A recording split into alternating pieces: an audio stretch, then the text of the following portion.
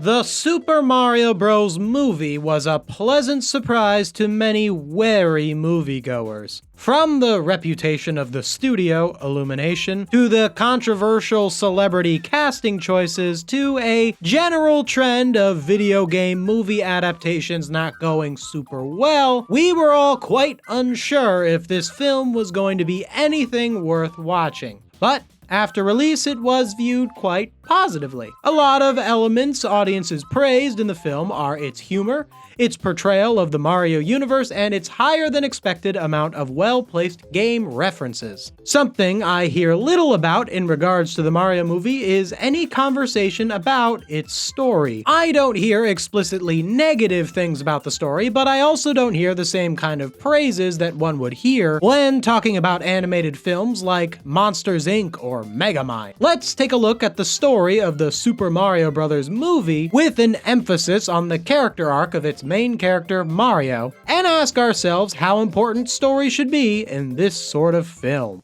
Chapter 1. How does Mario change? Stories are, at their core, about change. While multiple characters in one story can have an arc, the main character of a film usually goes through the most change. Mario is a difficult character to give a character arc to, for a number of reasons. First and foremost, he's a video game character who has minimal dialogue in his games. Similar to what I said about the Pokemon protagonist in my previous video on the Pokemon anime, link in the description by the way, a video game protagonist will oftentimes be presented as a blank slate so that the player of that game can easily see themselves as the character they are playing as. Video games are one of the few mediums of entertainment that don't need an explicit character arc. Since you as the player have to get better at the game in order to beat the game, you yourself are already going through an arc. When you play Super Mario Bros., Mario doesn't change his perspective or become a better person. He's the same hero in 1-1 that he is in 8-4, but you as the player have gotten better at the game in that time, and as such, the narrative feels satisfying. Video games also aren't story-based. They are gameplay-based. They can have stories, but the gameplay is the most important element. With that in mind, they don't require stronger narrative elements such as revelations of character perspectives, as games at their minimum only need to be fun to control. So, when translating video game Mario to film Mario, the movie creators are now challenged with having to give Mario an arc. So, does Mario change from the beginning of the film to the end? Yes.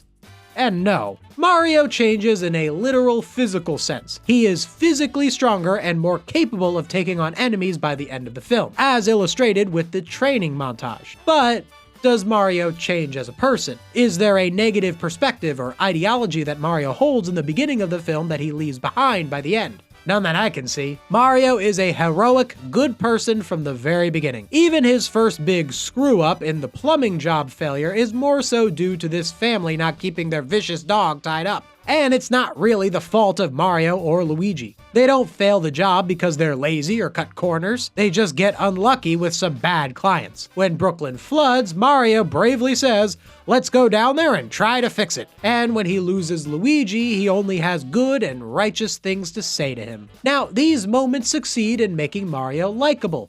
His bravery and love for his brother are admirable qualities consistent with the red-capped plumber we all love. However, these moments fail at giving Mario a starting point that makes for a meaningful character arc. By the time Mario is presented with his hero's quest, the only thing that he has to overcome is that he is physically not strong or agile enough to fight the foes. So, could they have given Mario more of an arc? I think they could have. Since this is an origin story, they have a lot of wiggle room to make Mario not as much of a hero, righteous person, or good brother that we see in the games. I think Mario and Luigi themselves could have had a little bit of tension between them.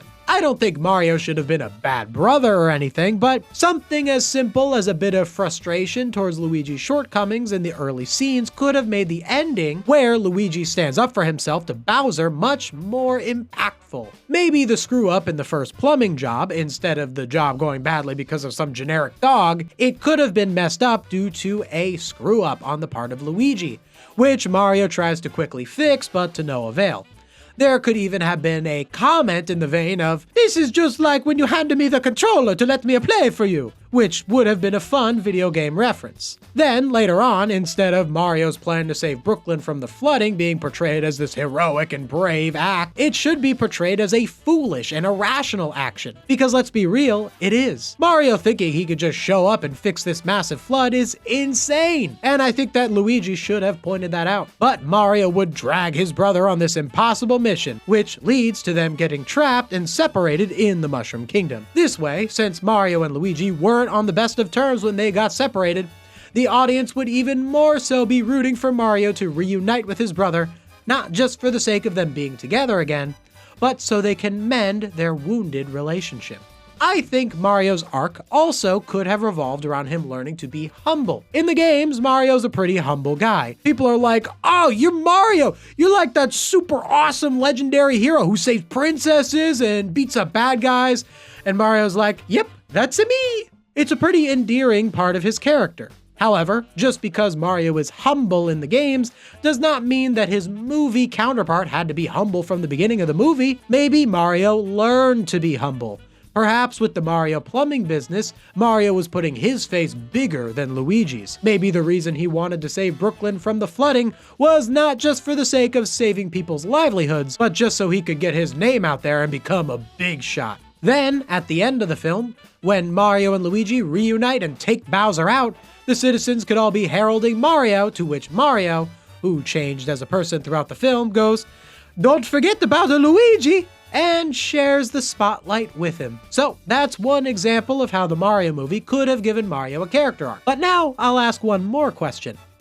Should they have done it at all? Quick interruption, then back to the video. If you want to hear more about the Mario series, I've got a video over on my gaming channel about my thoughts on the future of Mario Kart. You should really check it out. Link in the description. Chapter 2. Is an arc necessary in every story? So now that we've gone over how the movie could have given Mario an arc, let's talk about the reasons why they didn't. So the first and most cynical possibility for why they didn't give Mario a character arc is that they just didn't care to.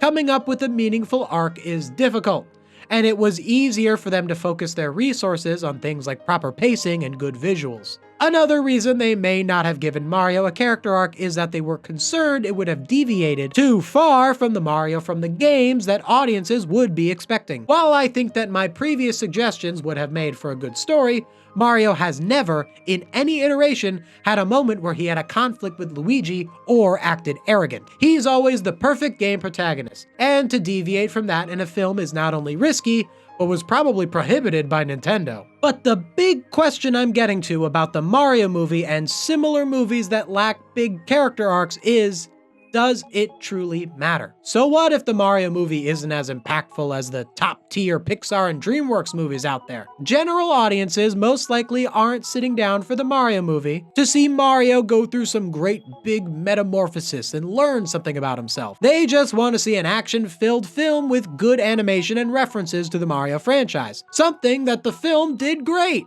But if you ask me, I think it does matter, always. I think every film should have some kind of strong and meaningful character arc. I think that every story should include strong commentary on perspectives and ideologies that we see in the world. And the Mario movie just didn't have enough of that. It doesn't matter if your story takes place in the Mushroom Kingdom, stars minions, or is the 11th movie in an increasingly absurd film franchise about driving cars fastly and furiously. Watching characters change meaningfully and the challenging of perspectives is not something that should be optional. I lament the attitude that movies should be dumb fun, and a way to sit and turn your brain off for an hour and a half. Consuming stories is the time where your brain should be on and ready to listen, and consider what this story means to you as a person and to your world at large.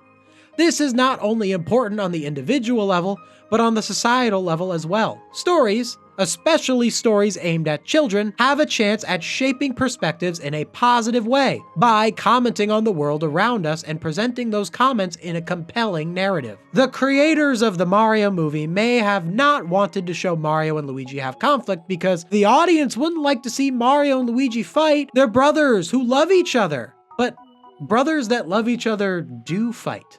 Let me ask you, Let's say you're a parent of 2 siblings, and you take them to see this movie. What's the better narrative? These 2 brothers are always good to each other and nothing bad ever happens between them ever. Or, these 2 brothers might disagree sometimes, and maybe even fight, but at the end of the day, they love each other and are good to each other no matter what.